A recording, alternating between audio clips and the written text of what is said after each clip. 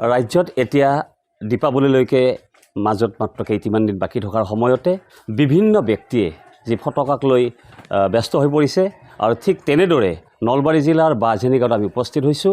ব্যস্ত আছে মাত্ৰ কেইটিমান দিন, তাৰ মাজতে সকলোৱে অহৰহভাৱে কষ্ট কৰি আহিছে ফটকা বনোৱাত।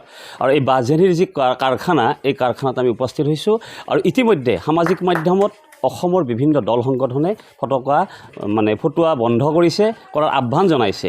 এই আহ্বানক লৈ মুখ্যমন্ত্ৰীয়েও কিছু মন্তব্য আগবঢ়াইছে। এই যে থলুৱা উদ্যোগ খোলা ৰাখিবলৈ মুখ্যমন্ত্ৰীয়ে আহ্বান জনাইছে। এই ক্ষেত্ৰত আমি দেখুৱাম যে এই আচলতে কাৰখানাটোত কিমানজন ব্যক্তি, কিমানগৰাকী শ্ৰমিক আছে নিয়োগ হৈ, আৰু তেওঁলোকৰ পৰিয়ালবোৰ কিদৰে ভৰণ পোষণ কৰি আছে। এইদৰে বিভিন্ন কেইগৰাকী ব্যক্তি আমি দেখিছোঁ ইয়াত ৰাতিপুৱাৰ পৰা নিশালৈকে ব্যস্ত হৈ পৰা দেখা যায়। এইদৰে এখেতসকলো জড়িত হৈ আছে যে এই আচলতে কলগছ বনাই আছে।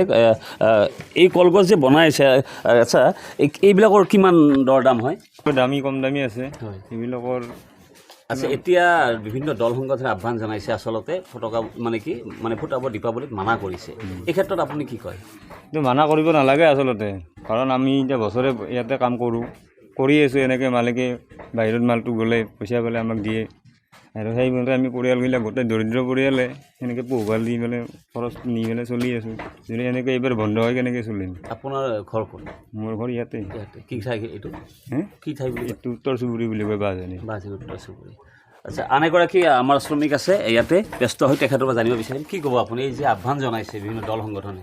হয়, দল সংগঠনে আহ্বান তেখেতসকলৰ কৰ্তব্য তেখেতসকলে কৰিছে। এতিয়া আমাৰ কৰ্তব্যটো তেখেতসকলেতো আমাক পালন কৰা নাই। তেখেতসকলে যদি আহি ক'লা গৈ যে বন্ধ কৰিব নালাগে, তোমালোক বন্ধ কৰা, আমি তোমালোকৰ দায়িত্বটো আমি ল'ম। কোনোতো দল সংগঠন আজিলৈকে অহা নাই, এইবাৰো অহা নাই, আৰু যোৱা কেইবছৰতো অহা নাই নহয়। তেখেতসকলৰ কথা মতে আমি কেনেকুৱাকৈ চলিম, বা মালিকে আমাৰ কেনেকুৱাকৈ চলিব? এই কাৰখানাটোত কিমানগৰাকী চলিব? এই কাৰখানাটোত 12জন আছে এতিয়া বৰ্তমান। কি আছিল এখেতৰ নাম মালিকৰ? জয়ন্ত তালুকদাৰ। 12গৰাকী ইয়াত শ্ৰমিক ব্যস্ত হৈ আছে, গতিকে পৰিয়ালবিলাক চলাত অসুবিধা হ'ব। পৰিয়াল যথেষ্ট অসুবিধা হ'ব, আমাৰ অসুবিধা হ'ব, লগতে আমাৰ মালিকৰ অসুবিধা হ'ব। য'ত আৰু বস্তু যায় গুৱাহাটীত গ'লে গুৱাহাটীত যায়, তাতে দোকানত গ'লে দোকানতো কৰ্মচাৰী থাকে, এই ফেক্টৰীৰ পৰাই চবেই চলি থাকে। তেখেতসকলৰ দায়িত্বটো কোনে ল'ব? হয়, আচলতে বৃহৎ এটা সমস্যাৰ সৃষ্টি হৈছে, কাৰণ একাংশই কৈছে যে আচলতে জুবিন যেতিয়া ঢুকাইছিল, এক ৰহস্যপূৰ্ণভাৱে ঢুকা হৈছিল, আৰু তেওঁৰ যি ন্যায়ক লৈ সমগ্ৰ ৰাজ্য উত্তাল হৈ পৰিছে। আৰু এই জুবিনৰ ন্যায়ক লৈ সকলোৱে কৈ আহিছে যে আচলতে এই ফুটোৱাটো আহ্বান জনাইছে বন্ধ কৰাৰ বাবে। কিন্তু এই যিসকল শ্ৰমিক আছে তেওঁলোকৰ কথাও চিন্তা কৰিব লগা হৈছে।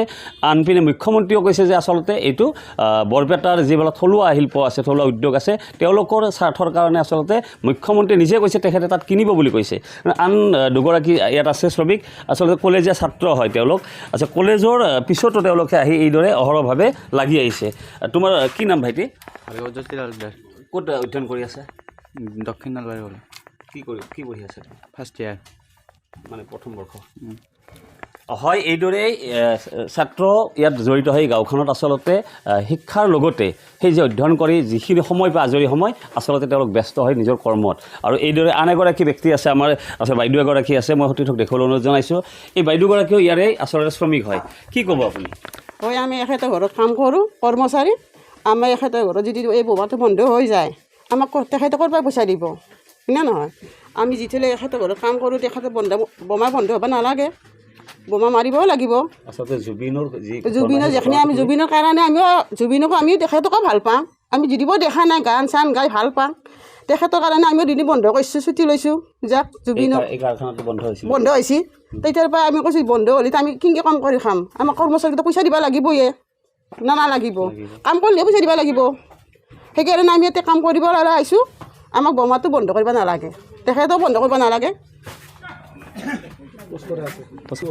লক্ষণীয় কথা যে জুবিন গাৰ্গৰ যি ৰহস্যপূৰ্ণ হত্যাকাণ্ড, এই হত্যাকাণ্ড আইনে প্ৰক্ৰিয়া আৰম্ভ কৰি আছে, চলি আছে।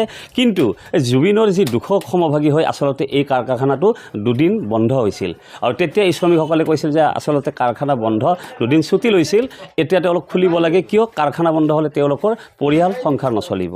যিকোনো খবৰৰ বাবে যোগাযোগ কৰক 7099017330 লগতে 7099017110 নম্বৰত।